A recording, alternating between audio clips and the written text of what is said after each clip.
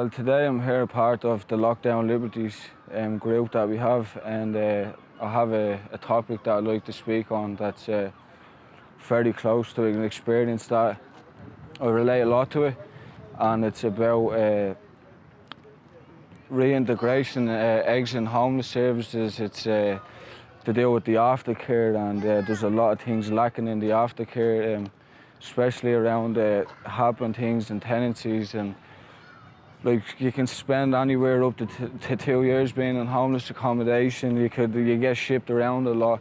There's a lot of them that's infested with like drugs, and there's crime and violence and things like that. And like, from young people going in there, it's not really the best place to be.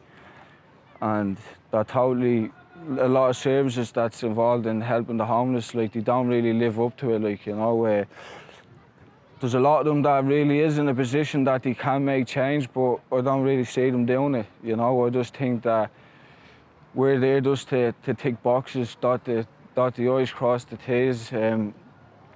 How can you manage to keep on top of your bills when you have no like living alone experience, like your mental health? Like, you can pick up addictions on a daily basis in there, and then on exiting, like, you know, like, a lot of people don't exit, like, you know, and get themselves a place, but a lot of the time it's really drugs, you know, like drugs, and then jail as well, like, because you're hanging around, you're around the town a lot.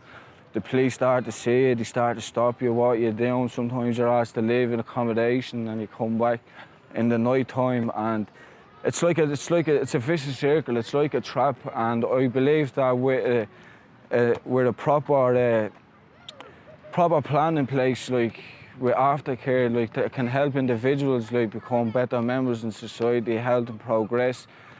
And most of them are mentally and physically damaged by the time they get to that stage. And the aftercare, because the way the homeless service looks at it is, when you're finished, you're no longer on our books. I'll explain that I had aftercare, yeah, and it was basically what it was. It was people ringing me up, asking me about my problems and things like that. And what annoyed me the most is that's all they did was just ask your problems with no intention of actually helping you.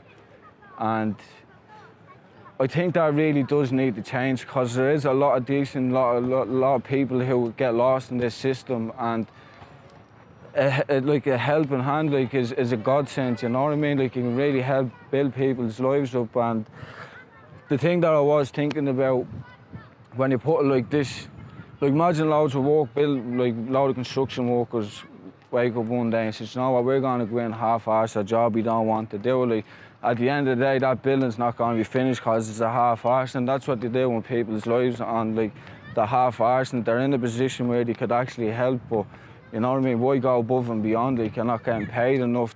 For starters, most of them are under-trained anyways, they don't know how to deal with that. But you know what, I don't like mentioning services, but I do have to take my hat off to one service that actually does a great job in it, and that's the Peter McFerry Trust. And I think a lot of people could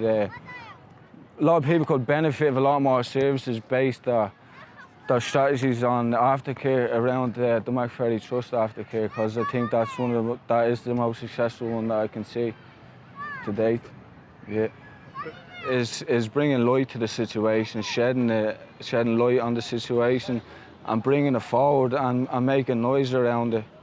You know, because I think it is a service that is really overlooked, and I think it's one of the most important things aftercare is to help individuals, like, you know.